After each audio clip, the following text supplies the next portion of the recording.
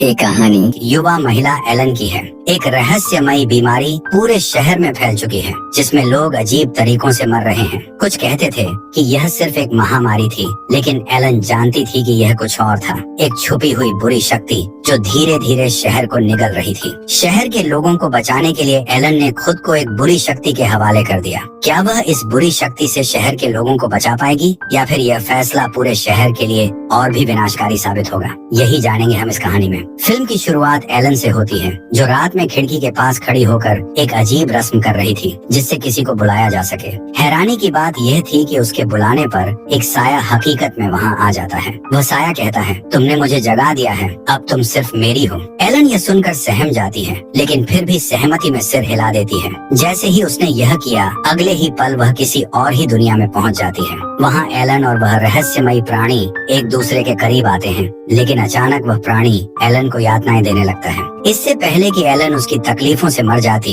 उसकी आंखें अपनी असली दुनिया में अपने बिस्तर पर खुल जाती हैं। अब कहानी यहाँ से आगे बढ़ती है। कई साल बाद हम एलन को उसके पति थॉमस के साथ देखते हैं। एलन ने हाल ही में शादी की है। उसका पति थॉमस एक रियल एस्टेट एजेंट है और आज उसे कंपनी की तरफ से ट्रांसिल्वेनिया जाने का आदेश मिला है। थॉमस को ट्रांसिल्वेनिया जाकर अपने क्लाइंट काउंट ऑरलॉक के लिए एक घर ढूंढना था। काउंट ऑरलॉक खुद ये काम नहीं कर सकता था, क्योंकि वह बहुत बूढ़ा था। एलन नहीं चाहती थी कि थॉमस उसे छोड़कर जाए, लेकिन मजबूरी थी। जाने से पहले थॉमस ने एलन को